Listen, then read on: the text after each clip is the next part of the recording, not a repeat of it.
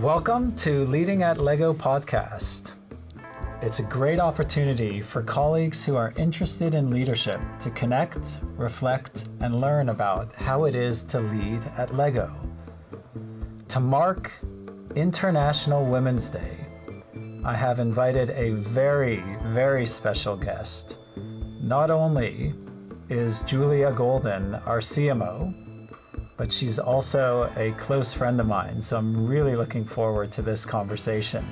And we're going to talk to Julia about her experience being a leader at Lego, how her upbringing made her curious towards diversity and culture, and how she uses that curiosity in her daily work. Julia, welcome. Thank you. I'm very excited to be here. So before we dive into the special topic of diversity and curiosity in the context of International Women's Day, let's touch upon some dimensions of your leadership journey.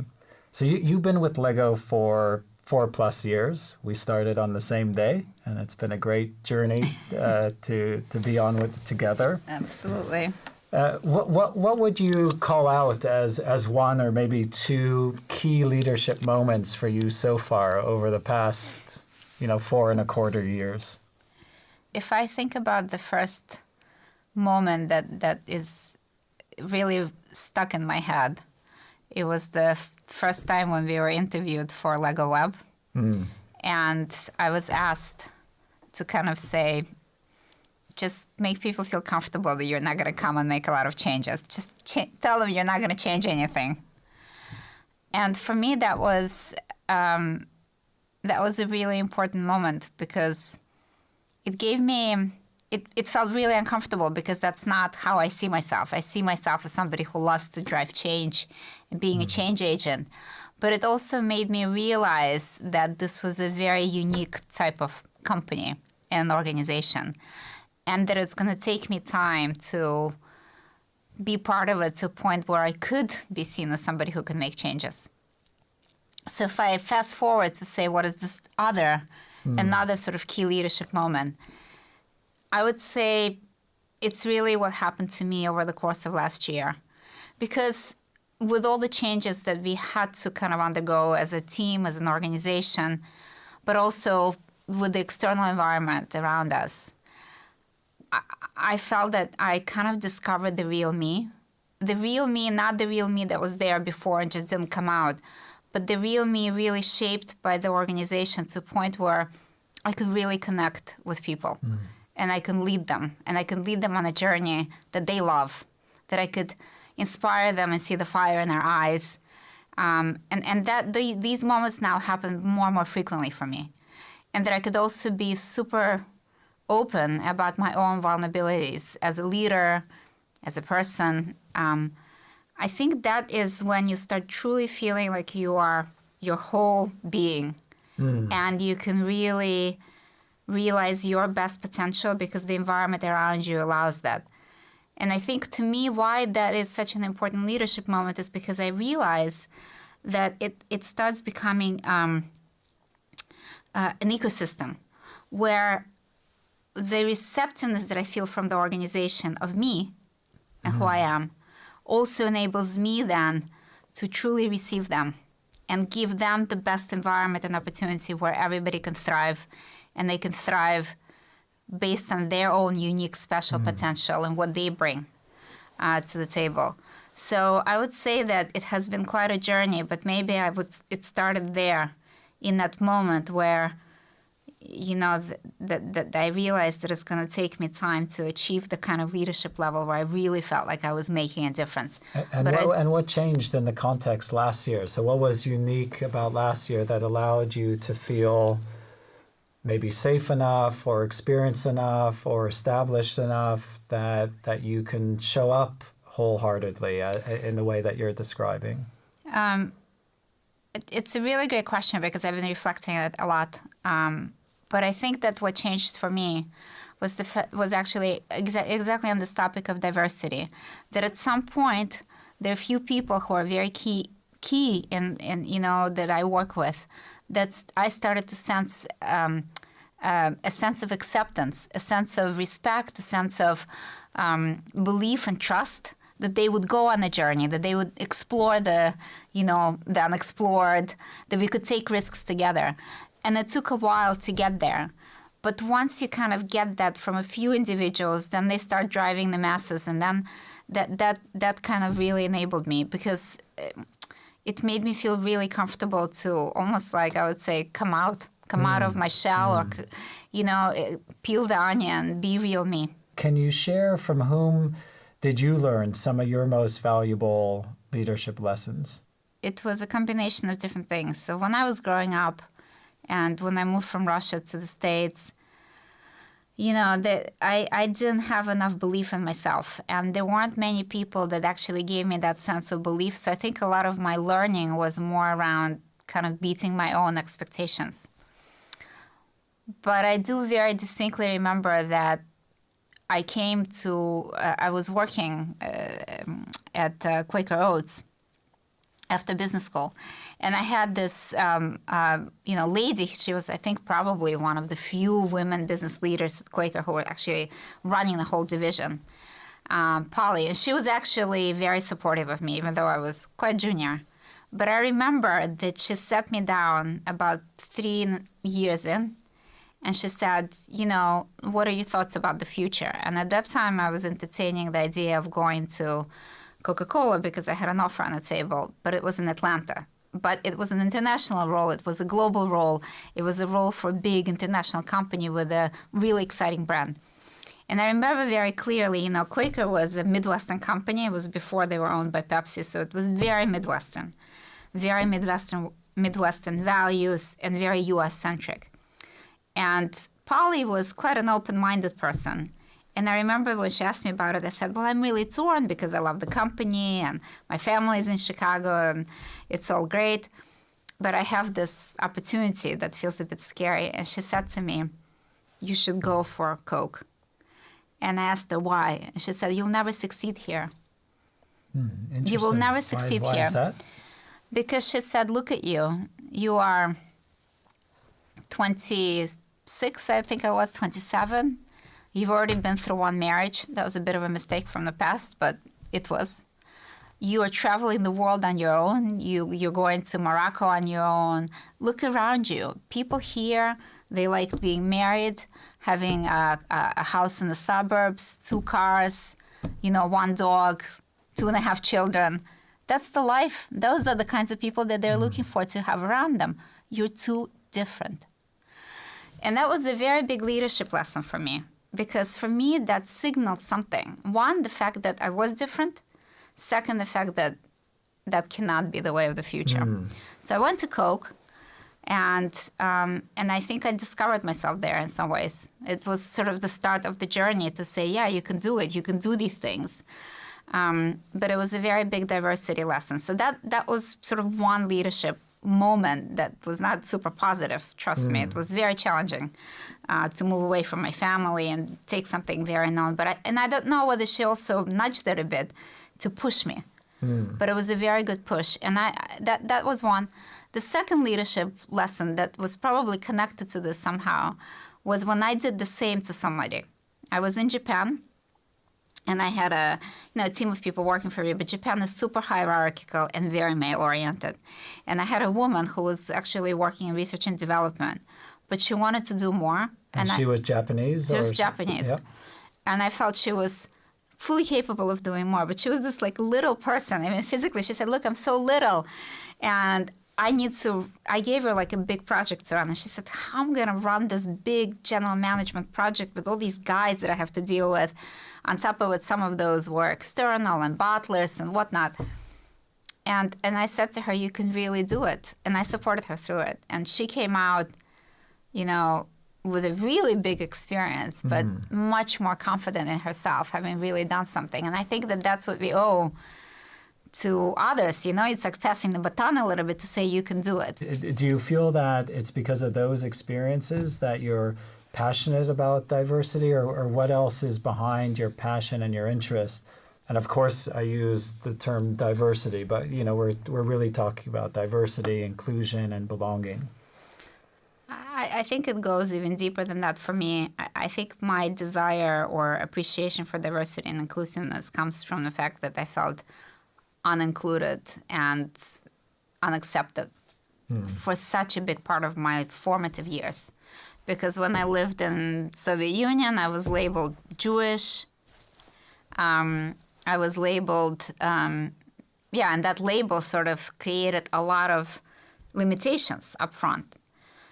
Then when I came to America, I was labeled Russian, so that also carried limitations. And then I was labeled a woman. So all these labels, they created a sense of, and, I just also talked just about even not even being labeled, but almost like not being like fitting into the lifestyle that was accepted. And I think all of those limitations really made a huge impact on me, because what I truly believe is that diversity is absolutely critical, because diversity means that you are able to bring in very different experiences, very different perspectives, very different points of view. And if we don't leverage diversity in the world that we live in today, we most likely are not going to be able to succeed. I truly, truly believe that. Now I've seen it also from all kinds of different perspectives. My experience in Japan. Japan is a very closed country, and now it's really biting them in a big way, that they have never allowed enough immigration to come in. I experienced the same when it comes to innovation.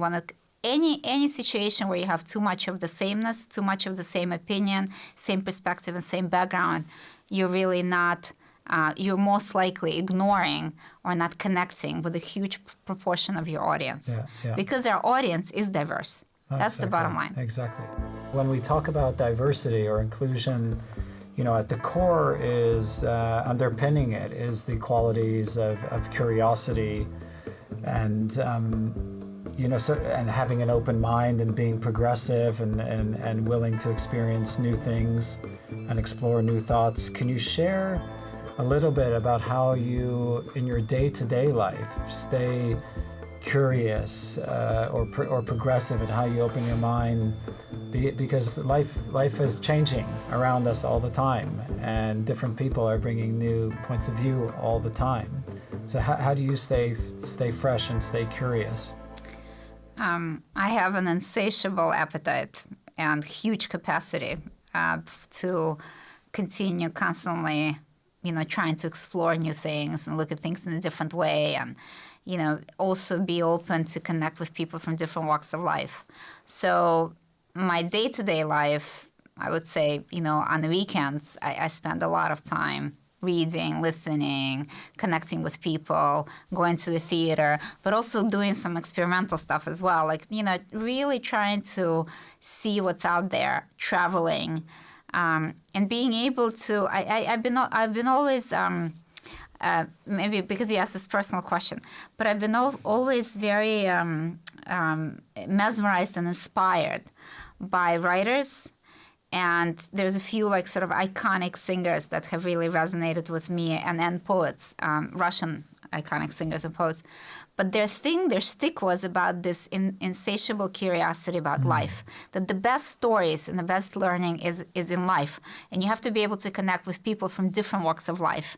So this kind of ability to explore and connect with people that might not necessarily fit into your social circle or might be from different backgrounds, that I really appreciated from the very early age. And also because I myself have probably changed, different skins, throughout my life. Yeah. So that's one way.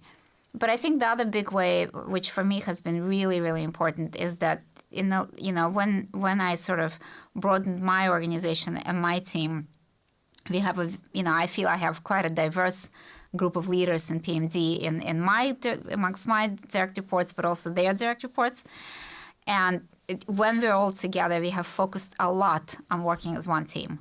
And what I mean by that is not just sort of, sitting together and singing Kumbaya, although that's also sometimes nice, but it's being able to accept and listen to each other's point of views. It's being able to work with each other's opinions. What would that look like? What practical advice would you give our colleagues around the world who are either leading teams or they're part of a leadership team to really create those conditions?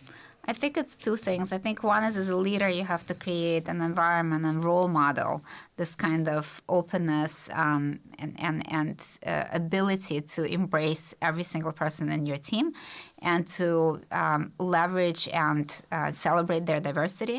I think you sometimes have to take risks because you have to demonstrate that you're also willing to go with a diverse opinion.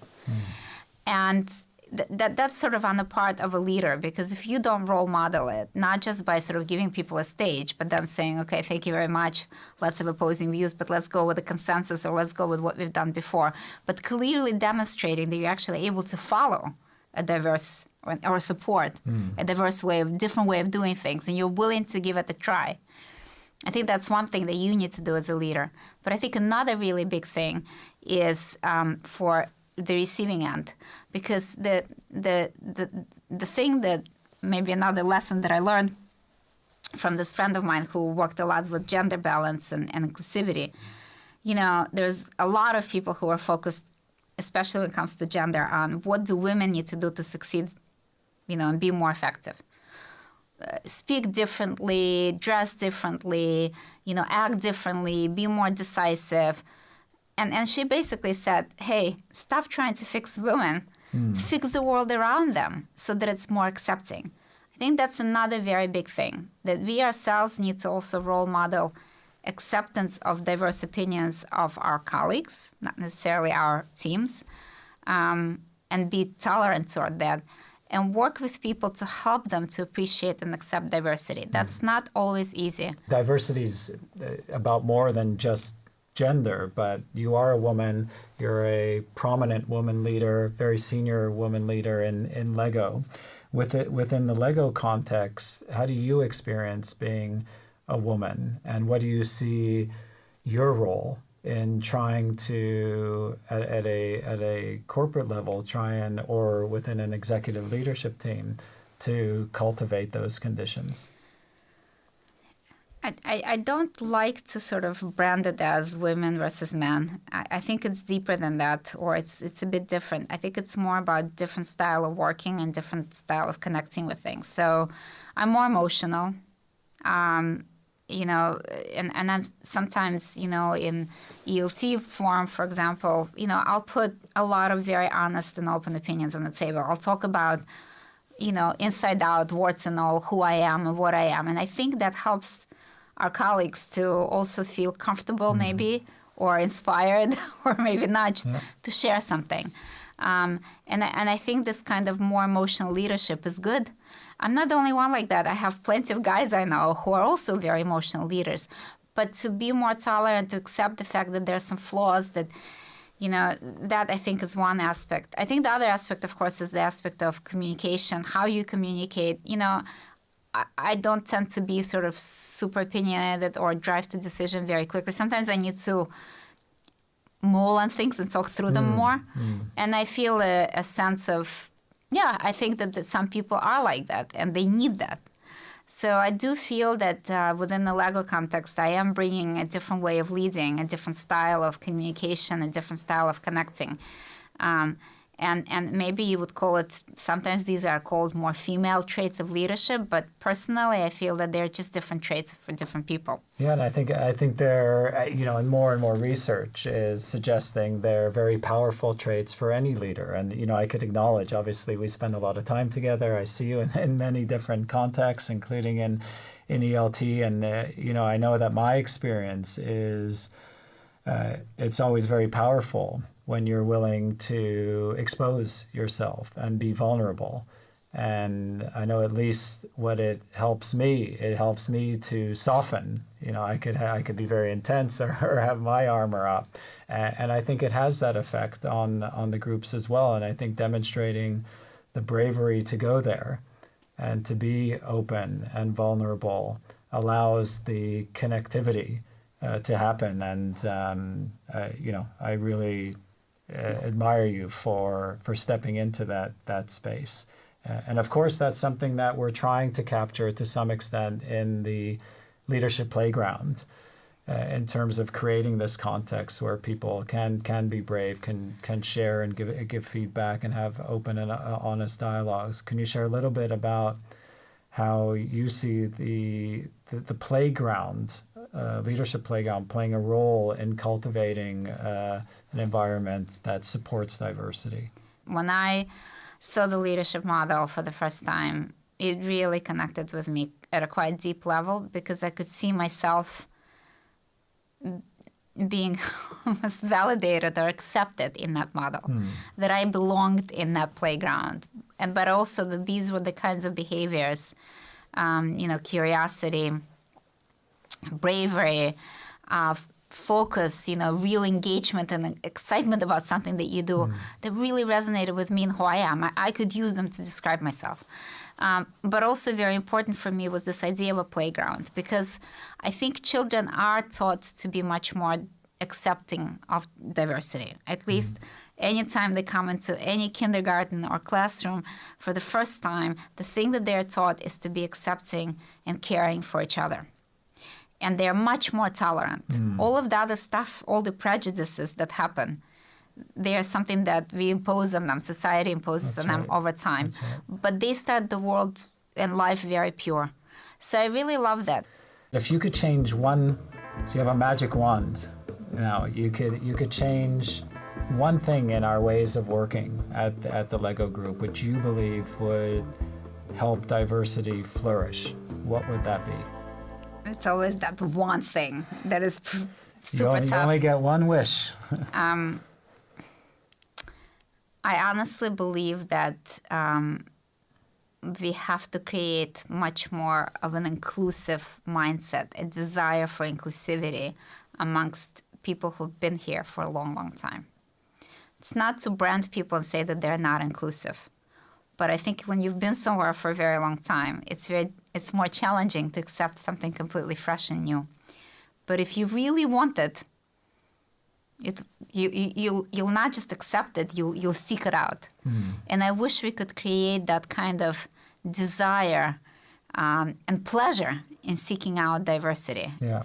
And I think that's fair. And I guess the flip side of that, also having gone on the journey that we were on, joining the organization, and sometimes it not being that easy to embed ourselves. And I'm sure other colleagues feel this also, as some of the newer colleagues also demonstrating enough curiosity in what some of the traditions are and why some of the beliefs are so deeply rooted.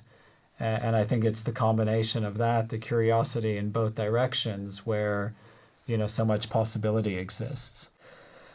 Julia, on behalf of the whole organization, I just want to thank you for all the amazing contributions that you make. And I think you're an inspiration, not just to women who have a senior leader like you as the Chief Marketing Officer to look up to, but to all of us in the organization that benefit from your experience and your insight and your drive. And as I opened the session, I don't think there could be any greater person to represent International Women's Day than an international woman like yourself. So thank you for being here. Thank you.